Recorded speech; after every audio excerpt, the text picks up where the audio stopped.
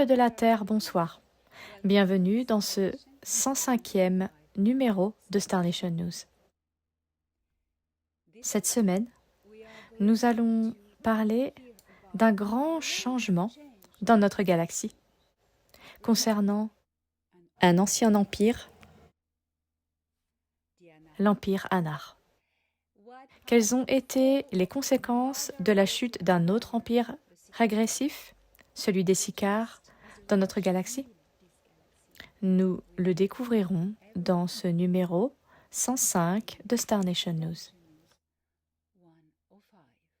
Je vous emmènerai également, avec Toran Erédion, explorer d'autres planètes du système solaire, observer ce qui s'y passe et connaître les prévisions concernant les opérations à venir dans ce système stellaire. Sans plus attendre, je vous invite à attacher vos ceintures. Et c'est parti.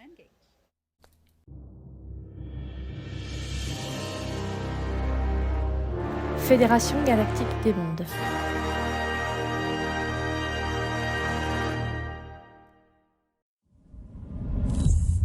La Terre. Des changements positifs considérables se produisent sur cette planète. Et comme Toran l'avait prédit, fin 2025, des révélations extraordinaires ont lieu depuis janvier et se dévoilent à présent. Ces prédictions, ces événements qui se réalisent, ces documents cachés, enfin révélés. C'est en train d'arriver et tout est en train de changer. Cette clé est la cause de l'effondrement du monde, des forces obscures. L'équation extraterrestre a été supprimée. Le sommet de la pyramide, d'origine extraterrestre, a été tranché. Qui était-il? L'Empire Sicar, les Draco-reptiliens. Mesdames et messieurs, oui, il ne s'agit pas d'une théorie du complot. C'est la réalité de ce système stellaire depuis des centaines de milliers d'années. Nous sommes libérés de la tyrannie des empires extraterrestres régressifs sur Terre. Désormais, notre destin sur cette planète est entre vos mains, entre nos mains, entre celles du peuple de la Terre. Les documents qui ont été publiés impliquent un réseau de chantage d'une perversité incroyable, inouïe, visant des personnalités clés. La méthode employée par ces Illuminati, l'État profond ou la Kabbale, quel que soit le nom qu'on leur donne, comme vous les connaissez, consiste à faire chanter des gens, à les impliquer dans des photos, des rituels, des réunions, voire même dans des relations avec des prostituées ou des agressions sexuelles, puis à les faire chanter pour les contrôler. Beaucoup de personnes sincères mais naïves, faibles et vulnérables, se sont fait piéger par ces fichiers EPS. Mais il y avait aussi des individus très sombres, tous impliqués, comme acteurs clés. Aujourd'hui, grâce à Monsieur T, ces fichiers sont révélés au grand jour. Monsieur T a apparemment rencontré cette personne odieuse et c'est pourquoi il n'a plus jamais été impliqué. Mais à cause de cela, ils ont tenté de le faire chanter. Des photos ont été prises lors de soirées, cocktails, etc. par des gens. Cela ne prouve rien, mais c'est un moyen de pression. Et à cause de cela, le camp adverse, le camp du mal, a révélé ces informations, ce qui a entraîné leur perte. Tout se met en place maintenant. Des arrestations ont commencé. Et tout cela concerne les enfants. Il s'agit maintenant de révéler une vérité horrible qui doit être dévoilée. L'opération de l'Alliance terrestre de récupérer les victimes encore prisonnières de ces sombres prédateurs. Et ces derniers sont arrêtés les uns après les autres. Je vous l'avais dit l'an dernier, une vague déferle d'ouest en est sur le monde entier. Les enfants obtiendront justice. Les enfants sont un trésor pour l'humanité. Ils sont les porteurs de l'avenir. S'en prendre à des innocents n'est pas seulement une justice acceptable, mais créer aussi des points de karma. Ces points de karma entraîneront ceux qui ont perpétré ces horreurs dans les abîmes les plus sombres de la conscience. Bon courage avec ça. Il est temps de prendre la parole, de diffuser l'information, mais diffusez-la avec précaution, sans vous laisser absorber par cette énergie, sans y succomber, car un piège vous guette encore, celui de tomber dans cette énergie négative. Partagez les faits, partagez l'information. Elle doit se répandre dans le monde entier. Mais ne vous attardez pas sur la douleur, la souffrance, la négativité. Cela concerne le monde ancien. Rendez justice aux enfants en partageant la vérité, les faits. Et parallèlement, concentrez-vous sur la construction de l'avenir que vous souhaitez. L'important n'est pas de s'attarder sur les horreurs passées, mais sur le bien que nous allons bâtir ensemble.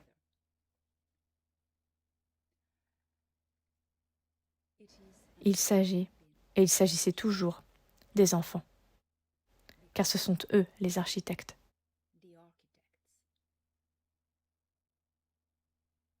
Toran Erédion, mon contact au sein de la Fédération Galactique des Mondes, et mon compagnon d'âme, vie après vie, m'a transmis un message pour les habitants de la Terre. Il dit ceci.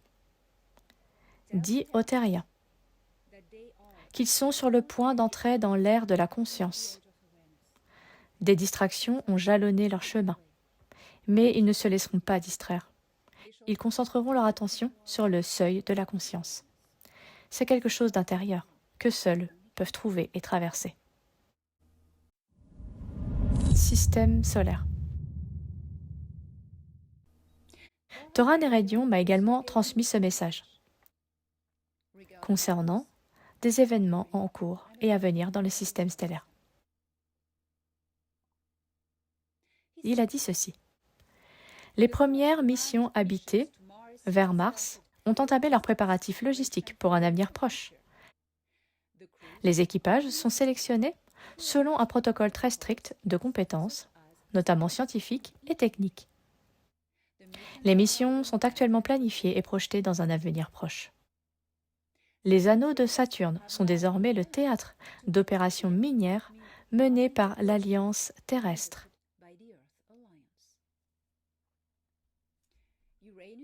Ariel, la lune d'Uranus, sera bientôt la cible de nouvelles missions de la NASA. Officiellement, il s'agira de rechercher la vie. Mais comme pour la mission vers Europa, l'objectif sera aussi l'exploitation de ressources. On constate donc deux approches différentes au sein de ce système. L'une est la NASA, l'autre l'Alliance terrestre. Elles fusionneront bientôt, ce qui influencera les objectifs des missions que la NASA avait initialement prévues pour l'exploration de ce système stellaire. À suivre. On peut voir que l'une œuvre clandestinement, l'Alliance terrestre, et l'autre se dissimule derrière un écran de fumée. Comme nous l'avions prédit, leur fusion est prévue juste avant la grande révélation sur Terre.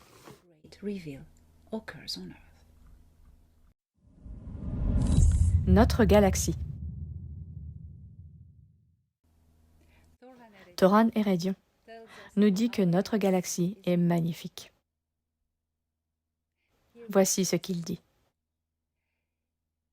Il dit « Je parle de la galaxie Nataro, où je me suis incarné de nombreuses fois, très longtemps pour certaines d'entre elles. Ma véritable planète mère est Alderan, que vous appelez Pégase 7331, à 45 millions d'années-lumière d'ici. Nous appelons les galaxies mères. Et c'est vrai, car elles sont les filles de la source créatrice. La création est un esprit, une conscience unique, fractalement multiple à la fois, habitant un réseau cérébral infini de galaxies. Si vous voulez vraiment voir le visage de Dieu, contemplez la fleur de vie. Nouvelle de Nibiru.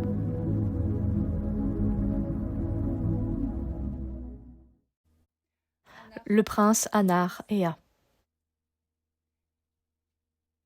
est de retour d'une visite d'un mois terrestre dans le système stellaire Sirius B, au cœur de l'empire de son père Anu. Ea m'a demandé de garder cette mission secrète, car pour des raisons de sécurité, il préfère ne pas révéler ses absences ni ses présences.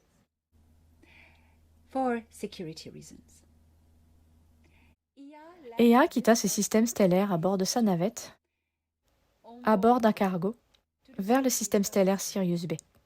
À la mi-janvier, un mois plus tard, à la mi-février, juste avant la fête de Shiva, Mahashivaratri. Que fit-il là-bas? Son père, l'empereur Anu, l'avait convoqué.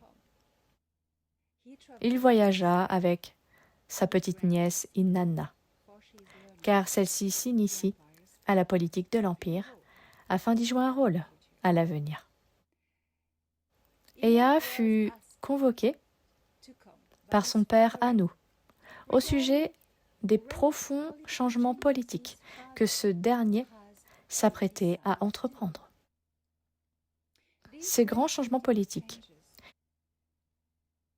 furent rendus possibles par la chute de l'Empire Sicare. Pour rappeler un peu l'histoire, l'Empire Sicare était étroitement lié à celui d'Anu, suite à un accord conclu imprudemment par ce dernier 372 000 ans auparavant, voire un peu plus tôt. Il a conclu un pacte avec la reine Sicare qui le trompa en lui faisant concevoir un héritier, mi-Sicare, élevé par les Sicars et qui prendrait la tête de l'empire d'Anu en échange de territoire. Anu était alors jeune et avide d'étendre son jeune empire. Il accepta et fut dupé. L'enfant s'appelait Enlil, mi-Sicare et élevé par les Sicars aussi. Il était Sicare dans l'âme. Nous connaissons l'histoire du jour où Enlil fut envoyé sur Terre, loin de l'Empire, et nous connaissons toute la suite de l'histoire. Anu ne pourrait jamais rien faire contre Enlil, si ce n'est le tenir occupé. Car il était lié. Il était lié par l'Empire Sicare. Cela le rendait impuissant et il ne pouvait pas risquer de mobiliser toute la machinerie du très puissant Empire Sicare pour attaquer et détruire l'Empire Anar tout entier. Cette menace planait depuis tout ce temps. Et les Sicars ont conquis la terre, subrepticement. Et Enlil était à leur tête, leur chef, avec son fils Ninurta et Marduk, pendant longtemps. Et la terre a connu des périodes très sombres, depuis lors. Avec la chute de l'Empire Sicare l'an dernier, tout à coup, la politique galactique a été bouleversée, soudainement changée. Les civilisations ont recouvré leur souveraineté. Et l'empire Anar s'est soudainement retrouvé libre de prendre ses propres décisions. L'empire Sicard ne représentait plus une menace. Anu attendit donc que le climat exopolitique galactique se calme, que les Sicars soient véritablement neutralisés. Et il a décidé de procéder à un grand ménage au sein de son gouvernement. Pourquoi? Parce que certains éléments de son... Enfin, pas vraiment un conseil, plutôt un parlement. C'est dans son parlement, c'est le terme exact. Ils travaillaient pour les Sicars. Ils étaient comme des représentants de l'Empire Sicar. Et il s'efforçait vraiment de faire taire Anu. Anu would shut up. Anu a réussi à les tenir à distance. C'était très stressant, très difficile. Et Ea lui avait donné un excellent conseil. Il lui avait dit « Attends, laisse les Sicars s'effondrer, et ensuite tu pourras agir. » Et c'est ce qu'Anu fit. Et il dit à Ea « C'est le moment. Viens, viens à Anukar. » Qu'est-ce qu'Anukar? C'est la forteresse, la citadelle, la cité impériale sur Ashtari Nibiru. Ashtaru est le nom que les Anahim ont donné à Tula, Sirius B. Et Nibiru est le nom de leur planète. Ils l'appellent le Nibiru Ashtari. Même racine, toujours les mêmes. Ash, lumière, Ashtari, Ashkera, Ashara, tous ces noms. Ash, la lumière éclatante. Ea est parti un jour et je communiquais avec lui chaque jour. J'ai été conduit à bord du vaisseau mère de Nibiru, resté en orbite autour de Jupiter. Je communiquais avec lui grâce à une technologie Anar appelée Abamarash. Il s'agit de miroirs intriqués quantiquement et il en a un sur le Nibiru, dans ses quartiers. C'est pourquoi on m'y emmenait presque tous les soirs. Pas vers la fin car j'étais vraiment épuisée par le manque de sommeil. Et cela m'a permis de communiquer avec lui. C'était très amusant car Ea était perçu comme le héros, le prince exilé, de retour chez lui. Et il y avait de grandes cérémonies, des défilés, et à chaque fois qu'il communiquait avec moi pendant les 2 premières semaines, par l'intermédiaire d'Abba Amarash sur son monde, on pouvait voir tous les enfants royaux, impériaux, la famille, derrière, surgissant. Et aussi voulait me voir, et c'était comme s'il était un héros. Et il était un peu fatigué à la fin, bien qu'il adore les enfants. Et il était un peu fatigué et avait besoin d'un peu de calme pour me parler. Alors il a trouvé un autre Abba Marash. C'était tellement beau, tellement beau. Il tenait les enfants dans ses bras, arrière. Enfants d'il y a des milliers d'années. Non, de neveux. Je veux dire, c'était fantastique. Et il y avait des adolescentes. Oh, il est très populaire. Il est tellement populaire. Il est beau. Bref.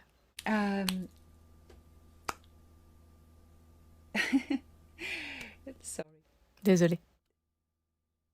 Voici ce qui s'est passé. Il y a eu plusieurs réunions où Anu a confié à Ea la responsabilité de choisir le nouveau gouvernement, car ce dernier travaillerait un jour avec Ea, lorsqu'il accéderait au trône. Ea dut donc choisir son futur gouvernement et conseiller son père. Voilà ce qui se passa. Il y eut toutes ces réunions et toutes ces retrouvailles. Et Ishka était là. Ishka, que nous connaissons sous le nom de Thoth ou Jehuti, a toujours été le mentor d'Ea. D'une génération plus âgée, Ishka est lui aussi Ningishzida. Il est le frère aîné d'Ea, de la mère d'Ea, Namu, et il était présent également. Et il expliquait à Ea, oui, parce qu'Ea n'était pas là. Il lui faisait donc un briefing et il lui disait « Tu ne dois surtout pas te laisser influencer par cette personne, etc. » C'était incroyable. Après 3 semaines de négociations et de réunions parlementaires, tout le gouvernement d'Anukar a été entièrement remanié. Un tout nouveau. Anu détient désormais les pleins pouvoirs. Ea est revenu 3 jours plus tôt, 3 jours avant Mahashivaratri, et il continue d'y faire régulièrement des allers-retours. Il lui faut à peine 2 heures avec les cargos, environ. Le plus long, c'est d'aller au terminal de fret et d'attendre le moment de partir. C'est un peu comme prendre l'avion. Le vol dure peut-être une demi-heure, mais le trajet en lui-même coûte 4 heures, car il faut se rendre au terminal, etc. Il fera des allers-retours conseillant son père en tant que premier conseiller et conservant son rôle d'ambassadeur de la paix dans cette galaxie. Et bien sûr, il restera ici, dans ce système stellaire, jusqu'à ce que notre mission soit accomplie.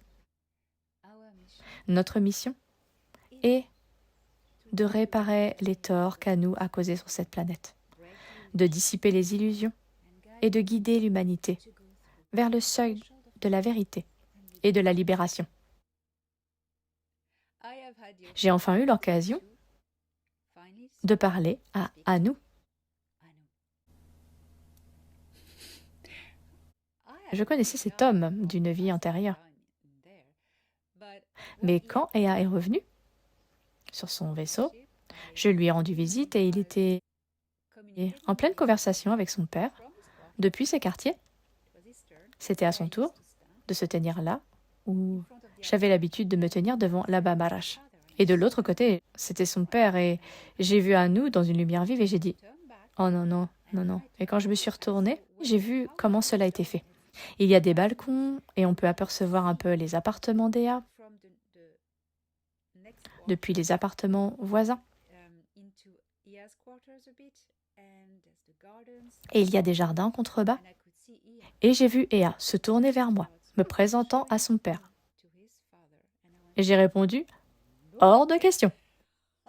Je ne suis pas prête pour ça. » Et j'ai couru vers une plateforme de téléportation reliée à un autre endroit qui donne la zone d'atterrissage. Je voulais partir. Et pour cause, Ea a été très rapide. Il m'a rattrapé par le bras et a dit « Non, non, non, non, non, non. Je voudrais te présenter à nouveau mon père. » J'ai dit « Ea, si je lui parle, je lui dirai ce que j'ai sur le cœur. Et cela risque de poser un problème diplomatique. Parce que j'ai beaucoup à dire, au fond du cœur, ok? Au nom de la Terre. » Il a dit « Ouais, super, allons-y. » Il me tirait vraiment par la main. Et comme je savais ce qui allait se passer. Heureusement que je n'étais pas physiquement devant Anu, seulement à travers la Bamarash. Oh mon Dieu, il était magnifique. Il rayonne de lumière. C'est de la puissance. Ses yeux, vous voyez, ils sont clairs, mais la lumière traverse ses pupilles. Et je ne sais pas, ses articulations, vous voyez, ces veines de lumière, son être de lumière, si puissant qu'il le traverse. C'est pourquoi nous les appelions les êtres brillants sur Terre. Anu est resplendissant de lumière. C'était très impressionnant et il était comme cela. Il était comme enveloppé d'une aura flottante. Ses ailes de plasma étaient déployées. Et il était impérial. Et j'étais comme, oh mon Dieu. Et je savais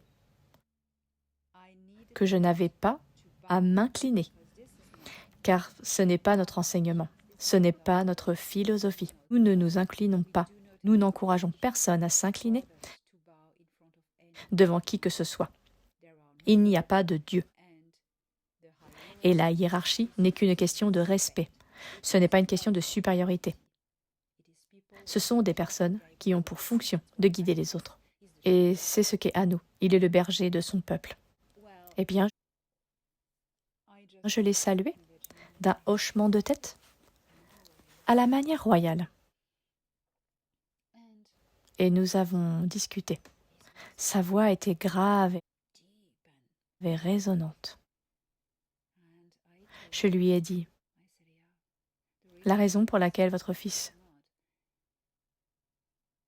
ne retourne pas immédiatement à Anukar, c'est parce que il doit réparer les dégâts de vos erreurs causées sur Terre. À cause de vos erreurs, la planète entière a souffert le martyre pendant plus de 300 000 ans. Et cela me tient à cœur. Votre erreur a causé des dégâts considérables. Et maintenant, Ea et moi, nous efforçons de les réparer. Pour vous. Et Anu a fait ceci. Il a dit, je suis au courant. J'ai parlé avec mon fils. Et je le sais. Et je vais vous aider à réparer cette injustice. Je lui ai demandé, cela signifie-t-il que si nous avons besoin de quoi que ce soit, nous pouvons maintenant nous adresser à vous? Il a répondu oui, en effet. Je sais ce qui, en effet, vient de maintenant, comme le dit toujours Ea. Et Ea se mordait les lèvres, comme sur le côté. Puis, nous nous sommes salués. Je l'ai salué avec beaucoup de respect. Et je me suis tournée vers Ea et j'ai dit, voilà comment on parle à un empereur. On s'amuse beaucoup, Ea et moi. Alors c'est parti. Les choses vont être très intéressantes dans les prochains temps.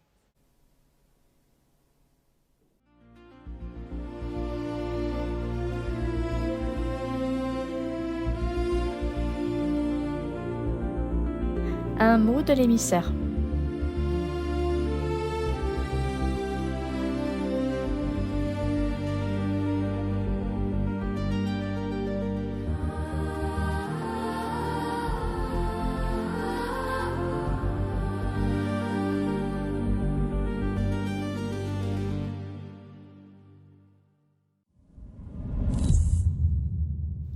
Conférence.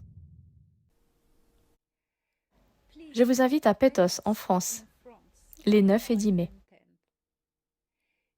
à assister à une conférence exceptionnelle réunissant des intervenants français, des scientifiques, des ufologues et des personnes contactées comme le Robert Lortal. J'interviendrai également à distance car je serai en route pour la Suède. Je répondrai en direct aux questions du public. Et j'ai hâte d'y être. Ce sera une conférence incroyable, organisée par Agnès Leray et Chris Esson. Agnès est une femme que j'admire. Elle est pleine d'intégrité et de dévouement à la divulgation et la vérité. Agnès Leray, merci de te battre et ne pas te soucier de tous ceux qui essaient de t'arrêter. Et elle a eu des menaces. Beaucoup, beaucoup. Je serai alors en route pour la Suède, pour le GDX en Scandinavie, pour la conférence à Stockholm dès le 24 mai, puis au Japon, à Tokyo, le 14 juin, et ainsi de suite avant Nashville, en octobre.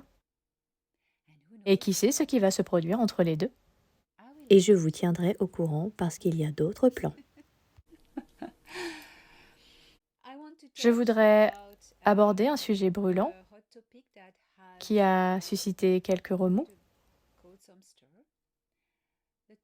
Le sujet Ce sont les survols de Denver que j'ai organisés. Il y a eu, en septembre 2024, à Westminster, Colorado, à l'occasion d'une conférence,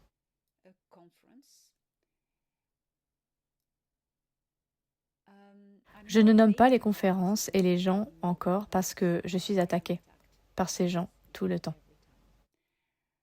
Écoutez cela. Cela a été demandé par l'organisateur de la conférence et vous avez tous les indices sur mon site web, à la page de l'article du survol de Denver, un mois auparavant, pour amener des vaisseaux de la Fédération. J'ai donc demandé à Toran et il a dit oui. Toran l'avait déjà fait en France, à Valsoyo, l'année précédente, lorsque, après le dernier spectacle,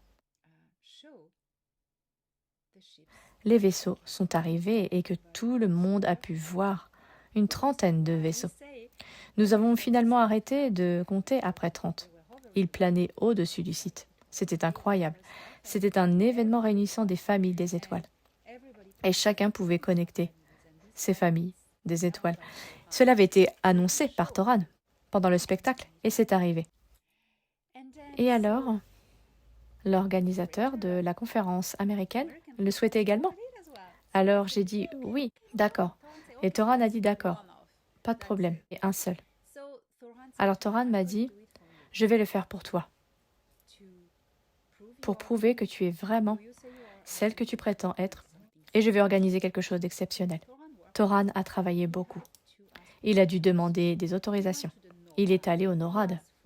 Il a demandé qu'un TR-3B arrive de Cheyenne Mountain, qui se trouvait juste à côté.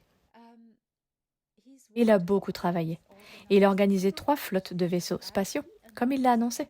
J'ai annoncé cela dans une vidéo. Et c'est arrivé.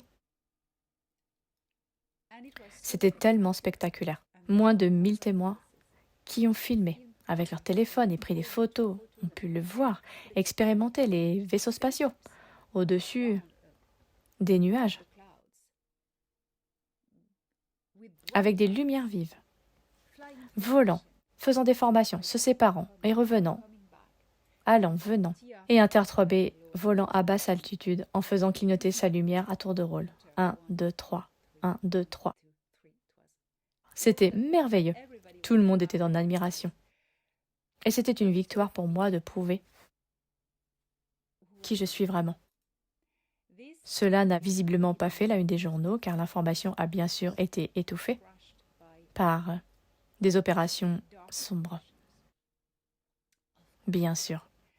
À partir de ce moment, des opérations de manipulation ont été menées avec acharnement pour briser ce qui s'est passé, le détruire, le discréditer.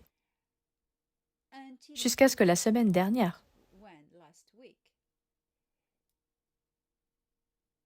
des agents parviennent à falsifier une vidéo. Et cette fausse vidéo a été réalisée par un cinéaste spécialisé dans les effets spéciaux numériques, ce qui est vraiment ridicule. Un enfant pourrait dire que c'est faux. Et même nous, on entend le son, on dirait que Léa a modifié ma voix en arrière-plan et le pointeur laser n'est pas là. C'est tellement facile de dire qu'ils ne sont pas très intelligents et ce sont ces personnes qui ont provoqué une division considérable au sein de la communauté de divulgation. Heureusement, ils ont été arrêtés. Tout cela appartient désormais au passé. Les informations de divulgation n'ont jamais été modifiées. Cela se produit. Et les agents programmés par les forces obscures, parce que lorsque, 1 an et demi plus tard, on est toujours sous le feu d'attaques, c'est une programmation. Les êtres humains normaux continuent leur vie et passent à autre chose. Ces attaques obsessionnelles contre moi prouvent qu'il s'agit d'une opération. Nous allons maintenant de l'avant. Ces gens-là appartiennent désormais au passé. Ils ont échoué. Et nous luttons avec joie contre cela, en nous unissant les uns aux autres. Par la suite, après le survol de Denver, l'organisateur de la conférence américaine a compris cela et a commencé à me mettre la pression pour que j'organise d'autres survols. J'ai dit non. D'abord, après les attaques, je ne veux pas en subir davantage, et cela me fait du mal. Et puis, Toran ne voulait pas. On ne peut pas forcer la fédération. Elle insistait. Elle voulait que je le fasse pour Eastbourne, et c'était une autre histoire. Elle voulait me forcer la main. Elle voulait écrire au supérieur de Toran pour vendre des tickets. Et je n'étais pas d'accord avec cela. Je lui ai dit que la Fédération Galactique des Mondes n'est pas un prestataire de services de divertissement. Les injures ont donc commencé, jusqu'à ce que je sois tout simplement épuisée de devoir constamment réfuter une fausse annonce pour protéger ma crédibilité. Alors j'ai quitté le cirque. Je suis maintenant entourée de personnes sérieuses qui ne me prennent pas pour un artiste simplement, mais pour une véritable personne, contactée pour la divulgation, une figure de la divulgation, et qui respecte mon travail. C'est pourquoi maintenant, je vous encourage maintenant à venir à mes prochaines conférences, où l'on ne me demandera ni de danser, ni de faire un spectacle. Mesdames et messieurs, j'aurais dû le faire bien plus tôt. Mais à l'âge que je peux avoir, malgré toute mon expérience, j'apprends encore des choses sur le comportement humain. Et c'est une épreuve que nous traversons tous. Nous apprenons jusqu'à ce que nous rejoignions la source. Et ces incarnations sont créatrices à travers laquelle nous faisons l'expérience de l'évolution. Et c'est ainsi que le Créateur s'étend à travers l'expansion de notre conscience. Et nous sommes tous des enseignants, les uns pour les autres, car ces personnes qui m'ont fait du mal sont elles aussi des enfants du Créateur. Ils apprennent aussi leur propre chemin à partir de leurs propres erreurs. Et c'est réellement en train de se produire maintenant. Nous ne faisons qu'un. La séparation est une illusion liée à l'incarnation et à la gravité, au temps linéaire. Nous devrions regarder au-delà de cela. Fixons des limites en ayant conscience que nous évoluons tous ensemble. C'est un équilibre difficile à trouver, mais nous pouvons y arriver. À bientôt. En France, en Suède, au Japon, à Nashville et à Dubaï.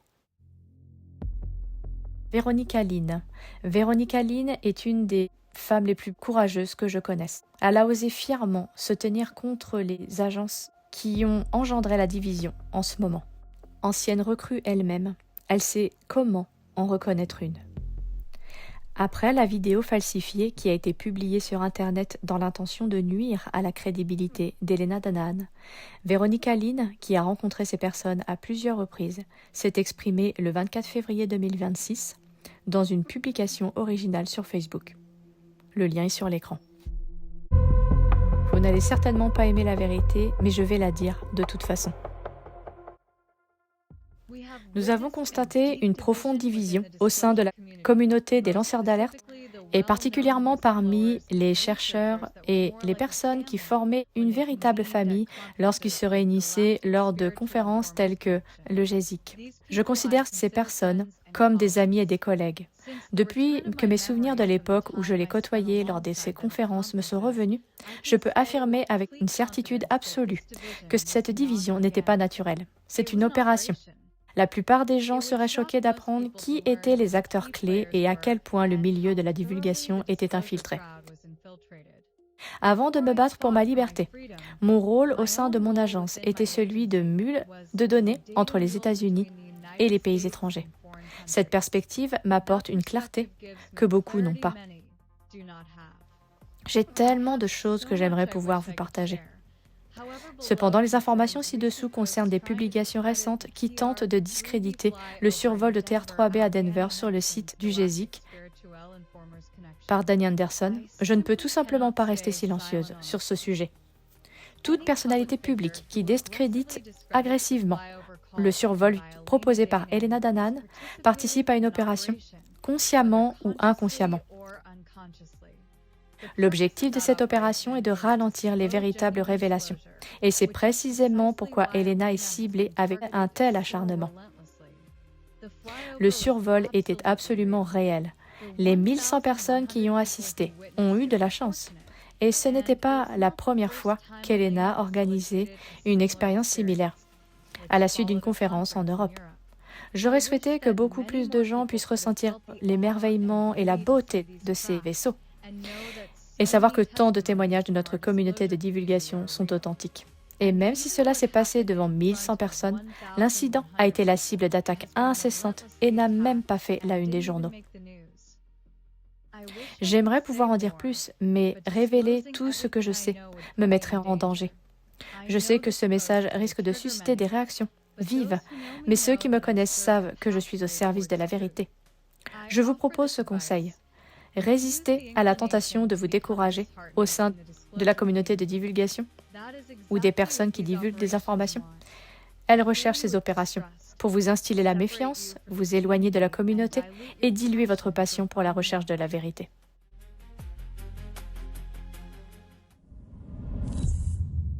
Démystification de la semaine. Le voyage astral est généralement présenté comme une projection hors du corps d'une forme éthérique qui reste reliée au corps physique par ce que de nombreuses traditions appellent le cordon d'argent. Ce corps éthérique est invisible, c'est éthéré et intangible. Vous ne pouvez pas le toucher. Ce n'est pas physique. C'est une projection non physique de la conscience. Le concept est similaire à la vision à distance, sauf que l'âme quitte l'avatar. Ce qui n'est pas le cas lors de la vision à distance. La vision à distance est un enchevêtrement de conscience du point A au point B. C'est la science de la conscience quantique. Le voyage astral consiste pour le corps éthérique à quitter le corps physique en quelque chose de différent et à voyager de manière linéaire. Eh bien, lors d'un voyage astral, on ne peut bien sûr être vu, entendu ou touché par les autres dans le monde physique. De ce fait, les affirmations selon lesquelles on entre en contact avec des êtres extraterrestres physiques ou que l'on visite littéralement des vaisseaux spatiaux par projection astrale sont fondamentalement incohérentes. Ces peuples et ces lieux hors du monde existent en tant que réalité physique matérielle. Par conséquent, ils ne seraient pas accessibles et interactifs via un état astral non physique.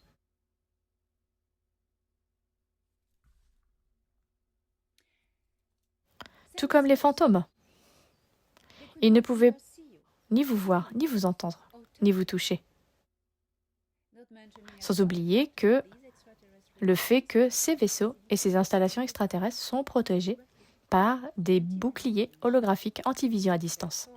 Par conséquent, l'affirmation de contact extraterrestre par projection astrale doit être considérée comme un phénomène psychologique ou imaginaire, plutôt que comme une rencontre littérale. Message d'espoir. Peuple de la Terre, nous nous adressons à vous non pas en conquérant, ni en juge, mais en témoin.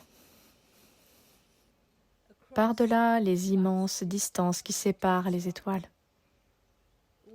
nous avons appris une vérité qui surpasse n'importe quel soleil. La survie n'appartient pas seulement aux plus forts, mais aussi à ceux qui sont liés par les forces de la gravité. Et des cultures qui fonctionne comme un groupe cohérent. Votre monde est jeune, dans le langage du cosmos. Vous vous querellez, vous vous divisez, vous avez peur, mais vous aimez aussi, vous créez et vous vous dépassez. Ceci pour atteindre cet objectif pour lequel nous sommes ici. Vous n'êtes pas séparés les uns des autres. Les mêmes éléments qui forment les océans et les montagnes de la planète sur laquelle vous vous êtes incarnés circulent à travers chacun de vos avatars physiques. Cette même atmosphère fragile abrite tous vos souffles. Lorsque vous faites du mal les uns aux autres, vous obscurcissez votre lumière collective en vous protégeant les uns les autres. Vous illuminez le monde. Dans l'immensité glaciale de l'espace, l'unité est chaleur. C'est la vie. Restez unis, non pas parce que vous êtes identiques, mais parce que vous êtes interconnectés. Privilégiez la coopération au conflit. Privilégiez la compréhension à la suspicion. Choisissez l'avenir que vous pouvez construire, plutôt que le passé qui vous divise. Vous formez un seul monde. Comportez-vous comme si c'était le cas. Nous vous observons avec espoir. Ceci est un message du haut commandant Tora Neradion, Ora Natarushari, station de combat XLR6, lorsque les preuves et les vérités sont présentées, et que le monde se dirige vers la grande révélation de notre présence parmi vous. Les perturbateurs interviennent. Au sein de la Fédération Galactique des Mondes, nous vous recommandons de ne pas vous laisser distraire. Il est temps de laisser derrière vous les distractions. Ce qui a été gravé dans le marbre par le passé est immuable, mais vous créez votre avenir en posant vos intentions au présent. Les êtres humains peuvent être pris au piège de compétition d'ego et pour remporter le premier prix, certains n'hésiteront pas à tromper. Puisse cela ternir leur propre réputation? Puissent-ils détruire tout ce qu'ils ont détruit? L'orgueil est un poison, la division est une distraction. Tournez le dos aux distractions, tournez votre regard vers ce que vous voulez construire pour l'humanité.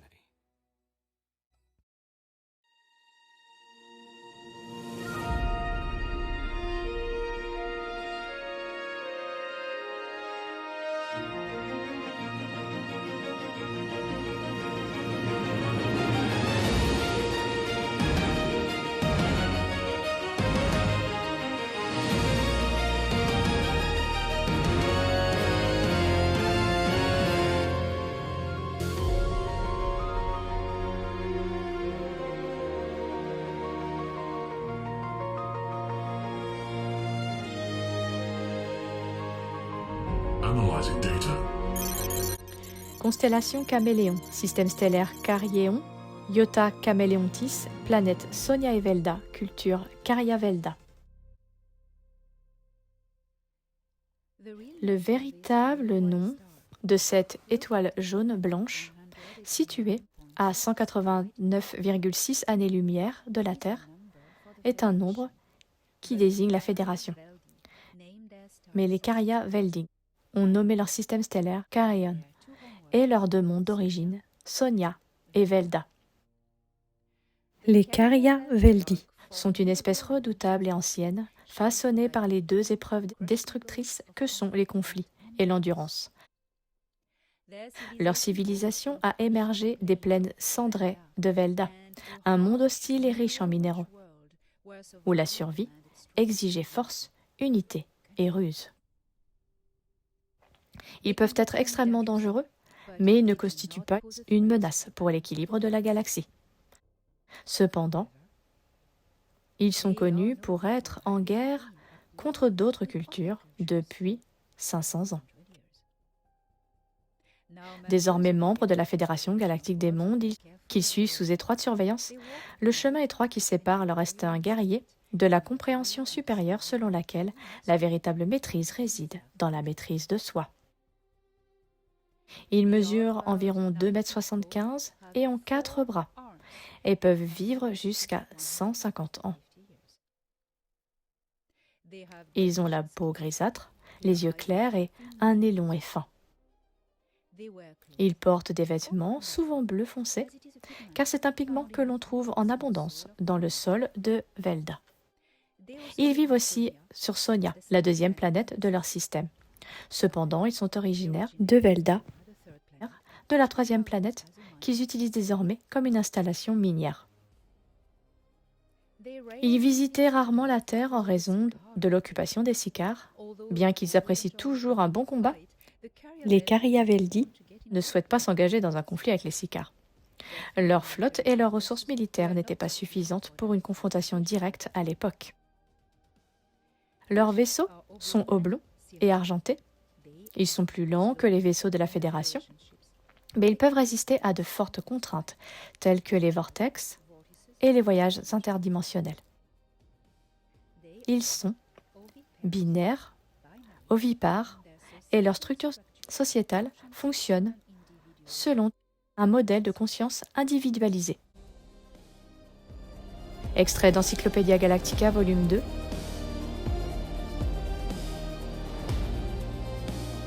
Retrouvez-le sur le site d'ElenaDanan.org, Elena Danan, auteur, Encyclopædia Galactica, et sur Amazon.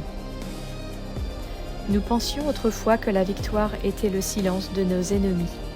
Nous savons maintenant qu'elle est le silence en nous-mêmes, lorsque la volonté de combattre cède la place à la force de comprendre. Cariavelda, livre de la sagesse.